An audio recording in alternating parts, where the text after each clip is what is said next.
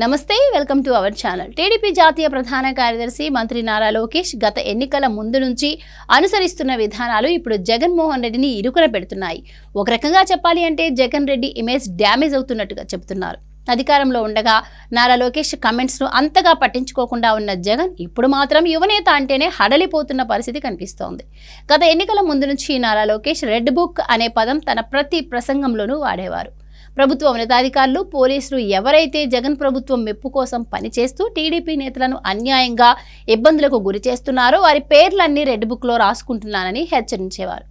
ఇంకా ప్రభుత్వానికి అనుకూలంగా ప్రజలకు ఇబ్బంది కలిగించేలా వ్యవహరిస్తున్న వారిని కూడా వదిలిపెట్టేది లేదని తన ప్రతి సభలోనూ, రోడ్ షోలోనూ లోకేష్ వార్నింగ్ ఇచ్చేవారు.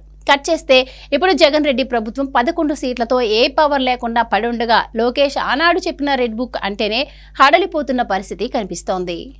తమ నేతలపై ఏ కేసుతో ఎటువైపు నుంచి వచ్చి తమను జైలుపాలు చేస్తారు అని జగన్మోహన్ రెడ్డి వణికిపోతున్నారు. అందుకని లోకేష్ రెడ్ బుక్ గురించి నేషనల్ మీడియా వద్ద కూడా తన ఆందోళనను వ్యక్తం చేశారు. ఫలితంగా జగన్ రెడ్డి భయపడిపోతున్నట్లుగా అందరికీ తేటతెల్లమైంది. ఇక మరోవైపు లోకేష్ ప్రతిరోజు తన ఇంట్లోనే ప్రజా దర్బార్ నిర్వహిస్తూ మంగళగిరి ప్రజలు వద్ద తన నిబద్ధతను చాటుకుంటున్నారు. ఇటు జగన్ రెడ్డి మాత్రం తాడేపల్లి ప్యాలెస్ గేట్ లోపలికి ఎవరిని రానియటం లేదు. పైగా ఎంతో దూరం నుంచి జగనన్నను కలుద్దామని వచ్చిన కార్యకర్తలను ఆయన ప్రైవేటు సిబ్బంది వెనక్కి పంపించేస్తున్నారు.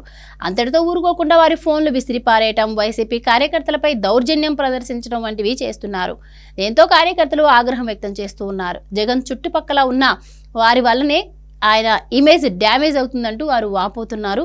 ఆ వీడియోలు ఇప్పుడు సోషల్ మీడియాలో కూడా వైరల్ అవుతున్నాయి. జగన్ ఇంటికి కాస్త దూరంలోనే ఉన్న లోకేష్ ఇంటికి అందరికీ అనుమతి ఉండగా జగన్ మాత్రం ఎవరిని అనుమతించకపోవడం ప్రజల్లోకి తప్పుడు సంకేతాలను పంపుతోంది. మొత్తానికి లోకేష్ రెడ్ బుక్, ప్రజా దర్బార్ వ్యవహారాలు జగన్మోహన్ రెడ్డి ఇమేజ్ను డ్యామేజ్ చేస్తున్నట్లుగా చెబుతున్నారు.